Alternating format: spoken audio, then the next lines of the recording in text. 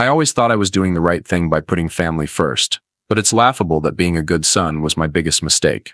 I'm Liam Harper, a software engineer in Biltmore Village, Asheville, and I bought a duplex in West Asheville. Not a dream house, but it had potential 2 identical units, separate entrances, a shared backyard with a few old oaks casting shade over the grass. I didn't want to rent it out, despite the agent yammering about rental income. My plan was clear: 1 unit for me, 1 for my parents to live in. My dad, Robert Carter, lost his plumbing job, and my mom, Margaret Carter, worked part-time at a craft store, barely covering groceries. Before diving into the story, comment where you're watching from and don't forget to subscribe so you won't miss the latest stories. When I handed my parents the keys, Mom eyed the unit skeptically. "Liam, I can't accept this," she said. But her hands were already touching the oak cabinets, checking each drawer as if appraising it. "It's too much, not charity." Dad stood by the door, hands in his pockets, muttering, "Your mom's right, Liam. We raised you to be independent, not to take care of us." I laughed, voice firm.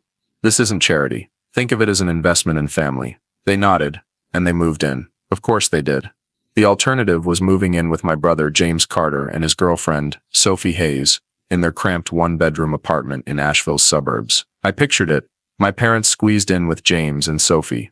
Stuff piled high, arguments echoing. They wouldn't last 2 days before someone lost it. Or worse. The first month was almost perfect. Mom planted mint bushes in the backyard, tending each leaf like it was her garden forever. Dad tinkered with a leaky faucet in their unit, then checked mine, boasting he still had the touch. I drove home through West Asheville's tree-lined streets, past wooden houses with mural art, and felt my chest expand. My engineer salary was finally doing something meaningful. I'd worked overtime, skipped trips, to save for this house. I remembered when I gave my parents my first work bonus.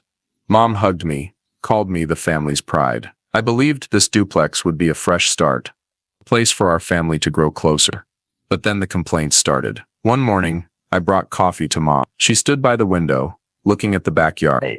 "The morning light in your unit is so bright, Liam. Mine feels like a cave." I stirred my coffee, trying to stay calm. "The units are identical, Mom. Same design." She shook her head, like I didn't get it. "Maybe, but yours faces west. It's different." I shrugged, thinking she was just adjusting. A few days later, while I helped Dad hang a picture, Mom spoke up again. "Your kitchen has more storage, Liam." I frowned, grabbed a tape measure from the toolbox, and measured right there. "No, Mom, both are 12 square feet." She smiled, shrugged. "Guess so, but yours feels bigger." I'm grateful, don't think I'm not. I tried not to dwell on it, but those words echoed. I'd poured so much into this house. Late nights, coding, savings drained. Mom once said, "Liam, you're the man. You carry the family." I thought I was doing it right, like when I gave them my bonus to pay debts, or worked overtime, so they wouldn't worry about rent. But every time Mom checked the cabinets, every time Dad muttered about the light, I felt this duplex wasn't fully mine anymore. One morning I found a flyer on my kitchen table, showing a nursery with pale yellow walls and pristine white furniture. The headline read, "Create the perfect nursery, from dream to reality." I frowned, picked it up. I don't have kids, don't plan to, and definitely didn't invite anyone to leave this here. The flyer was probably Sophie Hayes, my brother James's girlfriend. I pictured Sophie, with her bright smile and habit of posting everything on Instagram, maybe dropping by when I wasn't home. But why leave this here? I stuffed the flyer in a drawer, telling myself Mom probably brought it over by mistake. A few days later, my suspicions were confirmed. When I asked Mom about the flyer, she laughed, voice soft. "Oh, Sophie and James stopped by the other day. They just looked around the unit a bit, you know. They're thinking about kids." I froze. "They were in my unit?" Mom nodded, like it was no big deal. "Just for a bit, Liam. Sophie wanted to see the layout. I figured you wouldn't mind. We're family." I nodded. But inside, a quiet anger simmered. Family's one thing, but this was my house, where I paid the mortgage, where I wanted some privacy. I vented to Lucas Bennett, my best friend and coworker, over lunch at a brewery in West Asheville. The place had warm yellow lights, the smell of oak and beer, with bluegrass music playing from speakers. Lucas took a sip of his beer, eyeing me over the glass. "They're taking advantage of your kindness, Liam. That kind of family always does." I shook my head, forcing a smile. "Not my family. They're just getting used to the place." Lucas smirked, his eyes saying I was too naive without him saying it. "Just wait," he said, half joking, half serious. I didn't want to believe Lucas. I waved to Mom each morning as I left for work, helped Dad trim the backyard trees on weekends, tried ignoring the growing list of complaints. But the free stuff, maintenance, utilities, Wi-Fi, I provided was now taken for granted. No thanks given. I remembered skipping a vacation to work overtime, just to cover the mortgage for this house. Mom once called me the family's pride, but now I wondered if that pride was being used. It all came crashing down when I was on my sofa in my unit, the yellow glow of the table lamp hitting the oak walls. I scrolled Instagram, trying to forget a long day coding in Biltmore Village, when a video in Sophie Hayes' story popped up. She panned slowly across a bathroom, the lens gliding over gray tiles, a shiny shower head, and a glass corner shelf. The caption read, "Touring our future home," with a sparkling gold heart. I frowned, thinking Sophie was showing off some new apartment. But then, like a lightning bolt, I realized that was my bathroom. The gray tiles I picked for their warm tone. The shower head I installed after 3 changes of mind. The glass shelf I screwed into the wall myself. All in my West Asheville unit. I paused the video, heart pounding. I couldn't sit still. I stepped out of my unit, the cool Asheville night air snapping me awake. I knocked on my parents' door, hand shaking on the knob. "Mom, Dad, we need to talk," I said, voice steady as I could manage. Mom was in an armchair, a steaming tea mug on the table. She looked up, her usual smile appearing. But this time it felt fake, like a mask. "What's wrong, Liam?" she asked, voice overly sweet. Dad, as usual, stood near the door, hands in pockets, eyes avoiding mine. "I saw Sophie's Instagram video," I said, voice catching. "She filmed my bathroom, called it her future home, and James's text saying you told him I'd agree to give up my place for a baby. Explain." Mom blinked, but didn't flinch.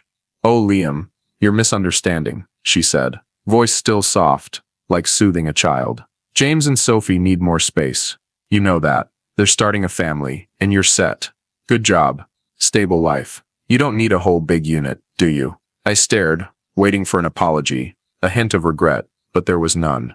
Dad stayed silent, eyes on the floor, as if Mom's words were all he needed. I felt stabbed, no blood, but deep in my heart. I went back to my unit, shut the door, and walked to the bathroom, the one Sophie filmed. I looked at the gray tiles, the shiny shower head, the glass shelf I'd chosen after so much thought. This was my home, but it felt like someone else's now. I remembered all I'd sacrificed, giving my savings to James for his car, working overtime to pay my parents' debts, skipping vacations for this mortgage. Mom called me a good son, hugged me when I gave her money. I opened my phone, re-watched Sophie's video, heard her laugh in my space, and the anger turned to a cold clarity. My family wasn't just using me, they'd planned, and I wasn't in it. I stepped into the backyard, the glow from my parents' unit, spilling through yellow curtains, and the duplex felt like a stranger. I wanted to pound on their door, demand a real explanation, but my feet were rooted. I took a deep breath, my exhale shaky in the Asheville night air. Wait, I needed time to think, to figure out what this was. The next day, I met Lucas Bennett during lunch break at the Biltmore Village office. The glow from computer screens left my eyes sore, like a shadow weighing on my long day. We sat in a quiet corner of the employee cafeteria, where the air mixed strong coffee with the hum of chatter. Lucas stirred his coffee slowly, his eyes scanning me, attentive, like he saw something in what I hadn't said. I told him everything. Sophie's Instagram post, with a caption so smug, it felt like she was mocking me, without saying my name. Then James's misfired text, talking about me like I was a joke, and the confrontation with Mom, where I somehow ended up yielding again, not even sure why. Every word I spoke, bitter as it was, felt like it slipped away, without leaving a mark. Lucas didn't rush to respond. He just sat, listening until I was done, his eyes sharp as a blade, looking at me without judgment. After a long silence, he spoke, voice low and calm. "You don't owe them your whole life, Liam." Lucas's words hit like a stone breaking a still lake. He didn't rush, but each word pierced the shield I'd built up for you. "I've been where you are. Oh. My family made me pay my sister's rent until I went broke. You have to set boundaries, or they'll take everything." He paused, looking at me, eyes unwavering. His words sounded casual, but carried a pain he'd lived with too long to pretend it wasn't there. I didn't answer right away. Lucas's words echoed in me, and a fierce wave hit. I didn't know if I could do what he said. I knew I needed to change, but part of me was still pulled back by what I called family. But family comes first, I thought, like an automatic reflex. The mantra Mom drilled into me since I was a kid. But I didn't say it out loud. Just sat there, silent.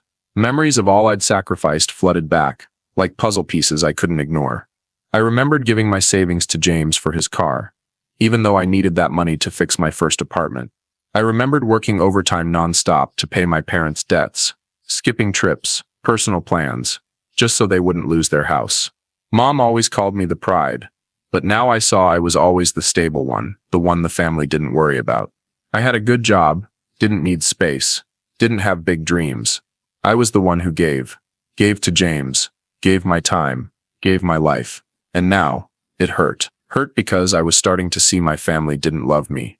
They loved the image I provided, the son always ready to sacrifice. I clenched my fists, guilt surging, but also anger, a strange feeling. If I didn't help my family, who was I? Selfish. Mom said I was stable, but was it because I was stable that she forgot I needed to live for myself too? I drove home through West Asheville's quiet streets, where the late afternoon sun filtered through old oaks, hitting my eyes. In my head, Mom's voice echoed, soft, like an invisible reminder. You're set, Liam. James needs the space more. I wanted to believe she was wrong, but part of me feared she was right. The part that never dared defy what she taught. The part that felt if I didn't help, I'd be nothing. I parked in front of the duplex, staring at the warm light spilling from my parents' windows. A heavy feeling rose in me, like every choice I'd ever made, led here to this stifling space where I couldn't breathe. Suddenly I remembered a conversation at the office last week. Tom, a coworker, mentioned Reedstone Properties, a company buying up duplexes in West Asheville for top dollar. Good money, Tom said, grinning. But who'd kick out family, right? Back then, I just nodded.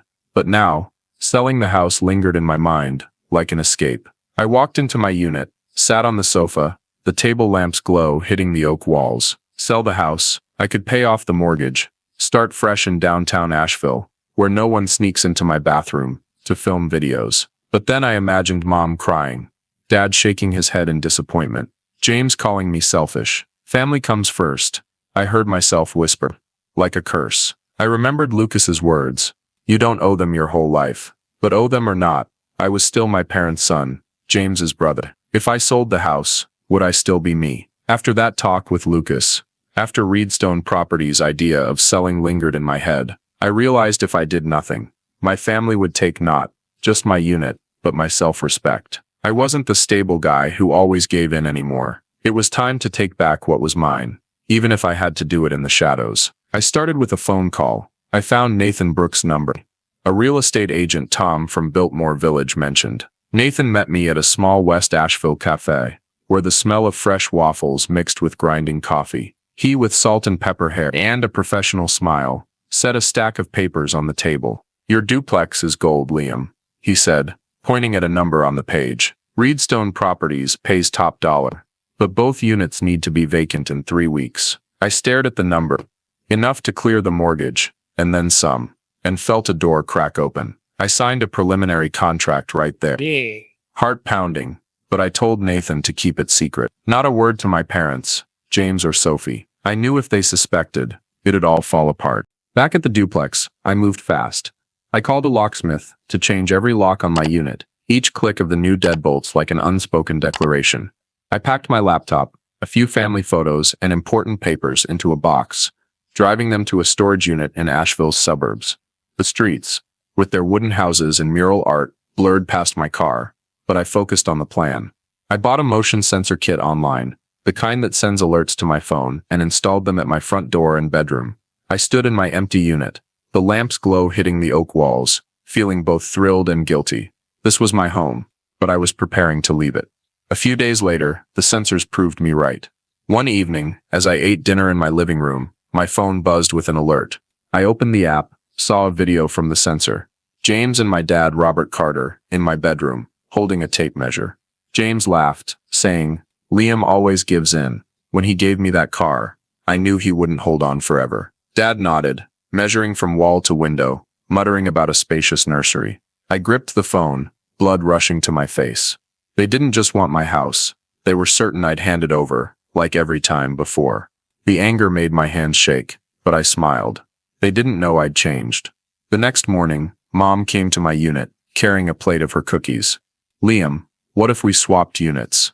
she asked, voice sweet as honey. "Yours is bigger, better for James and Sophie when they have a kid. Dad and I are fine in the other one." I looked at her, saw the familiar smile, but this time I wasn't fooled. "I'll think about it," I said, voice calm, but my mind was elsewhere. Swap units? No way. But I needed them to think I was considering it, so they wouldn't suspect the deal with Nathan. I used that time to prepare the final step. I drove to downtown Asheville, where red brick buildings mixed with city lights. I found a small apartment, with windows facing the distant Blue Ridge Mountains, and put down a deposit that day. The broker asked if I needed time to think, but I shook my head. "I'm sure," I said, feeling a weight lift. The new place wasn't a duplex, no backyard with oaks, but it was mine, truly mine. Back in West Asheville, I checked the sensors again, saw another video. James in my bedroom, on the phone, saying, "Liam always gives in. Mom's right." I shut the screen, a cold smile forming. They thought I was still the pushover brother, but they were about to learn I wasn't that Liam anymore. My plan, like a smoldering fire in the night, finally ignited, and nothing could put it out. After seeing James and Dad measure my unit on the sensor, after Mom's fake smile suggestion to swap units, I knew I couldn't wait. I was Liam Harper, in the West Asheville duplex. Once my gift to family was now a battlefield I had to win. The contract with Nathan Brooks was signed, locks changed, new apartment secured. One last step, face my family, not with apologies, but with a truth they didn't expect. One morning, as sunlight filtered through the backyard oaks, 2 eviction notices were taped to both units' doors. Black print on white paper demanded vacancy in 3 weeks. No negotiation. I stood in my unit, hearing Mom, Margaret Carter, scream from across the yard. "Liam, what is this? You're kicking us out?" She pounded on my door, voice trembling like I'd betrayed the world. I took a deep breath, opened the door, and saw Mom standing there, face red, clutching the crumpled notice. James and Sophie ran over from my parents' unit, and Dad, Robert Carter, stood behind, eyes fixed on the ground as always. "I'm not kicking anyone out, Mom," I said, voice calm but icy. "I sold the house to Reedstone Properties, both units. They want them empty in 3 weeks. Mom blinked, like I'd spoken a language she didn't know. Then she screamed, "Liam, how could you? This is selfish. What were you thinking putting us on the street?" James stepped forward, pointing at me. "You can't do this. What, you want to ruin my life? You'll get sued." Sophie covered her face, sobbing. "What about the nursery we planned? I picked the paint color." Dad stayed silent, but his disappointed eyes, heavier than any words, bore into me. I stood in the backyard, sunlight through the oaks, casting their shadows long on the grass. I wanted to laugh at their audacity, but I just gave a cold smile. "You snuck into my house," I said, staring at Mom. James and Dad measured my bedroom, talked about a nursery in my home. Sophie filmed it, called it her future home. "You planned behind my back, like I didn't exist. You chose your side." Mom opened her mouth, but no words came. James stepped back, face pale. Sophie stopped crying, staring at me like I was a stranger. Nathan Brooks pulled up right on cue, stepping out of an SUV parked out front. In a gray suit, holding a stack of papers, his voice was as flat as a weather report. "The contract's legally signed," he said, handing over a document. "Reedstone Properties owns the house next week. There's a small relocation package, if you need it." Mom snatched the paper from Nathan, but her eyes stayed on me, like she wanted to burn me down. "You'll regret this, Liam," she said, voice shaking but sharp as a blade. Dad finally spoke, one sentence. "You disappointed me, son." I looked at him, the man who taught me to fix a bike, and felt my heart twinge, but I didn't waver. I went back to my unit, shut the door. Mom's screams still echoing outside. I remembered every sacrifice, giving money to James, paying my parents' debts, working overtime for this house. Mom called me the pride, but now she called me selfish. I sat on the sofa, the table lamp's glow hitting the oak walls, and for the first time, I felt relief. I'd set a boundary, not with words, but with action. I opened my phone, watched the last censor video, James saying, "Liam always gives in." No, I didn't anymore. When I left the West Asheville duplex, the relief was like shedding a tight shirt, but something lingered, like the oak's shadows on the grass. I was Liam Harper, and the confrontation with my family. Mom screaming, James threatening, Sophie crying, Dad disappointed, changed everything. The house I thought was a gift was now the past, and I stepped into a new chapter, unsure where it'd lead. But for the first time, I felt like the one steering, not being dragged along. My family moved out faster than I expected. Mom and Dad found a small apartment in Asheville's suburbs, where narrow roads and white picket fences replaced West Asheville's buzz. I heard Mom started working extra hours at the craft store, and Dad took odd repair jobs to get by. James and Sophie didn't last. Sophie left James after he couldn't provide the future home she bragged about on Instagram. I saw her post a photo from another city, captioned about starting over. James, from what a mutual friend said, rented a cheap room and worked part-time, far from his nursery dreams. I wasn't surprised, but I didn't gloat. They chose their paths, like I chose mine. I moved to my new apartment in downtown Asheville, a small space with light wood floors and big windows facing the misty Blue Ridge Mountains. City lights spilled in each night, a far cry from the moonlight through West Asheville's oaks. I set up my stuff, an old sofa, my Biltmore Village desk, a few photos I retrieved from storage. I didn't hang family pictures, not ready to see Mom smile or Dad by the bike we fixed together. The apartment was mine, no one sneaking in, no nursery fly, no complaints about light. Freedom, it turned out, smelled like new wood, and the coffee I brewed each morning. But freedom didn't mean painless. I lay on the sofa that first night, hearing distant traffic, and thought of family dinners. James's laugh when we were kids. I wondered if I could have done it differently. Given up the house, kept the peace, stayed stable. But then I remembered Sophie's video, James's text, Mom's eyes, when she called me selfish. No, I couldn't go back. I'd set a boundary, and though it left scars, I knew I was right. Lucas Bennett visited one afternoon, bringing a beer from our favorite West Asheville brewery. He stood at the window, looking at the Blue Ridge, and grinned. You did it, Liam. Boundaries. Not everyone has the guts. I shrugged, handing him a glass. Wasn't easy, I said, voice lower than I meant. Lucas nodded, like he understood what I didn't say. We clinked glasses, no toast needed, but I knew we were both thinking of this small victory. Not over family, but over my own feet. That night, my phone buzzed with a text from Dad. We were wrong, Liam. I'm sorry. Short, but heavy as the whole duplex. I stared at the screen, fingers hovering over the reply keys, but I didn't type. I wasn't ready to forgive, not ready to reopen that door. I set the phone down, focused on the apartment, on the life I was building. Reedstone Properties, I heard, sold the duplex for double, a number that stunned me, but cemented my choice. That house wasn't mine anymore, and I wasn't the son who always gave in. I stood at the window, thinking of Mom, Dad, James, and even Sophie, but no longer angry. They were part of me, but not all of me. The new apartment in downtown Asheville wasn't just where I kept my stuff. It was where I started to understand what I really wanted. After the moving days, after Dad's apology text, and the city lights replacing the oak's shadows, I felt a strange calm, like I'd walked through a storm, and stood tall. I stood on the apartment's balcony, the Blue Ridge breeze, carrying the scent of grass and asphalt from Asheville. City lights twinkled below, like untold stories. I looked at the distant mountains, blurred in the dark, and realized the guilt that once weighed me down was gone. I'd feared I was selfish, thought giving up the house would hold the family together. But when Mom called me selfish, when James threatened to sue, when Dad said I disappointed him, I understood. Family wasn't a reason to sacrifice myself. I sipped my coffee, the mug still warm in my hands, and smiled at the thought. Peace, it turned out, wasn't forgiveness.